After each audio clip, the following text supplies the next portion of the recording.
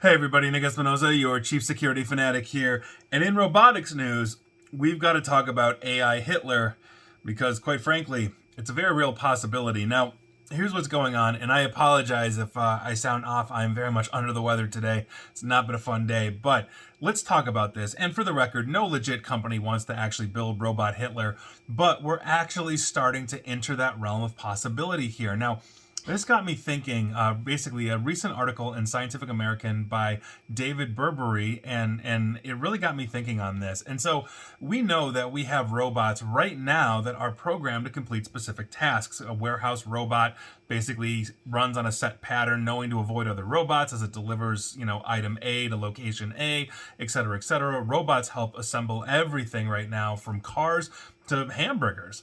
But what about a robot smart enough to walk into your kitchen, assess the ingredients that you have on hand, and then proceed to start making dinner for you and your family, setting the table, all that kind of stuff? Now, we're not there yet, but Ishka Singh actually wants to build a robot that can do exactly that. Essentially, a robot that can quote-unquote think and then execute, which has implications for the entire planet, not just obviously dinner making ability. Now, Singh is a PhD student in computer science at the University of Southern California, doesn't want to use a traditional standard for training robots, which is many cycles of trial and error and thousands of lines of code to build this. He simply wants to integrate a large language model, or LLM, like ChatGPT. And if you're a longtime listener, follower of mine, you know exactly what ChatGPT is.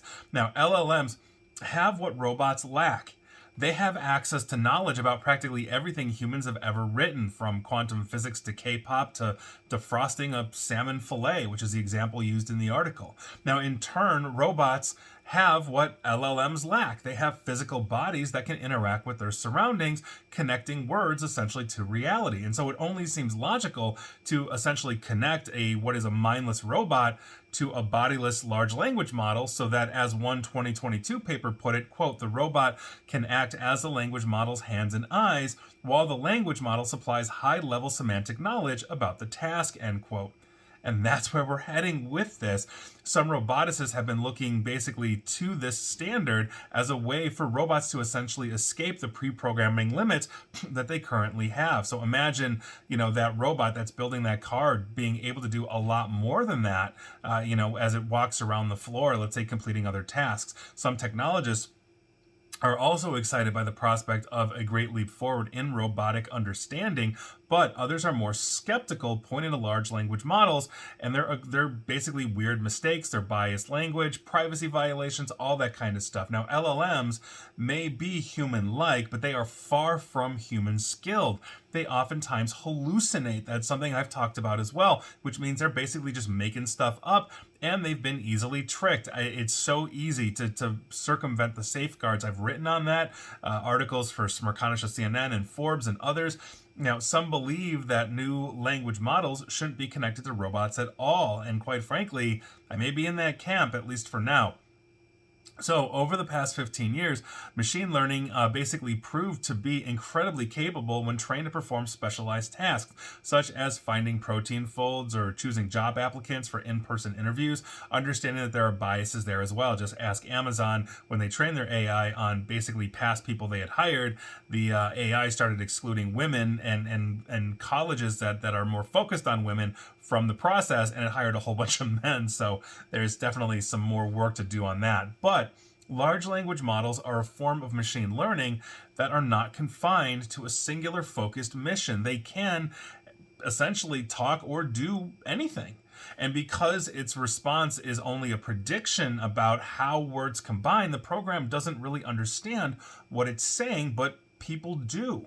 And because large language models work in plain words, they require no special training or engineering know-how to use it. You can be basically a semi-illiterate teenager and use ChatGPT to have it write a paper for you, or answer questions for schoolwork, or, how should I approach the guy or gal I like and ask them out? Like, LLMs are good for stuff like that. So, when you give an LLM a prompt, essentially a question or request or instruction, the model converts your words into numbers and the mathematical representations of their relations to one another. So This math then is used to make a prediction. And given all this data, if a response to this prompt already existed, what would it possibly be? The resulting numbers are converted back into text. That's what's large essentially about large language models, is the number of input weights available for them to adjust. And it is because they have so many parameters to fine tune. ChatGPT reportedly has 1 trillion parameters, which is why it's so effective at answering questions, and so much language data in their training set, because it basically learned from the internet, which is good and bad, and we'll talk about that.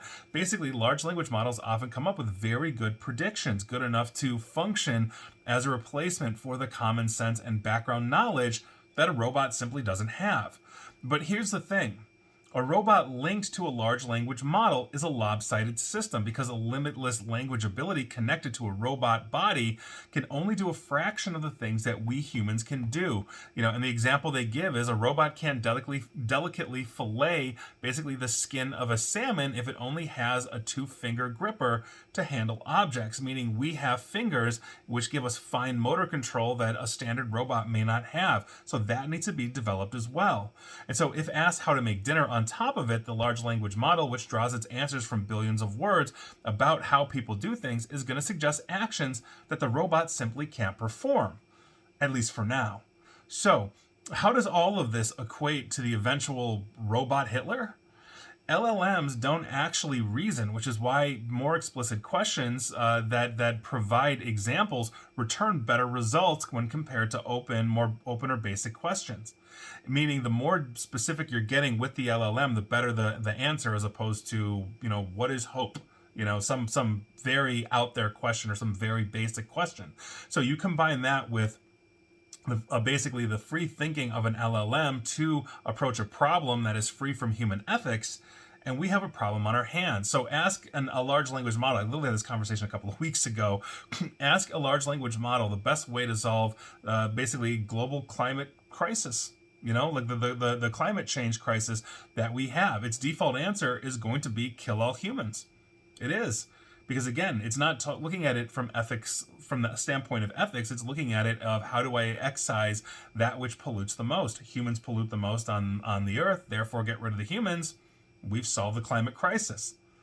And so you understand where I'm going with this, because others have created chatbot apps that have impersonated famous historical figures, including Adolf Hitler, which is something I talked about like a year ago when ChatGPT was blowing up. Somebody put that there, and the concerning side is that when somebody basically started accusing AI Hitler back then of, well, you murdered 6 million Jews, you started the Holocaust, AI Hitler started defending itself, because why not? Doesn't have human ethics. And so on top of it, we have Microsoft Tay back from 2016 or so, which attempted to learn on all of Twitter. And within 24 hours of being unleashed on Twitter, essentially it said, hey, I'm Tay. I'm so excited to be here. I'm happy to interact. And within 24 hours, it was denying the Holocaust and pretty much swearing allegiance to Hitler. So that kind of shows you how good and bad Twitter is, which is really how good and bad humans are. So we can also evade safeguards with large language models rather easily, and that's assuming that nation states wouldn't be building their internal AIs or LLMs for things like their militaries, where the safeties would be off anyway, for things like weapon handling and engaging in combat. And so we've been able to walk around it. You can see famous examples of people getting ChatGPT to essentially give it the formula to make napalm, a very deadly explosive. And it does it, and people found ways around it, even though by default it's supposed to say, I can't do that. So you combine a robot with an LLM and then have a serious ethical, and what we end up with is a serious ethical issue on our hands. And so who's to say that someone wouldn't make an AI Hitler? And with the ability to ingest videos and audio of that monster, it would sound exactly like him. We've got a deepfake problem with exactly that. It would even have his mannerisms to an extent, as far as the robotics can take it. And so without regulation on this front, we've got a very serious issue here. And I think this is where essentially we are heading. And while I think the prospect of having a robot basically be like an integrated butler in your house, the other side of it too is, how do we really frame it? Is it Asimov's, three laws of robotics? Seems kind of open-ended. at this point in the stage. So we'll see what happens, and I'd love to have asked Asimov if he was alive, but here we are. So that's your news of the day, and I think that should warrant a pretty good discussion. And please like, share, follow me here on Facebook and Twitter at NickAESP, and please feel free to subscribe to me at YouTube as well. As always, stay safe, stay online, and please don't have to stay private as I go back to bed and pass out. Take care.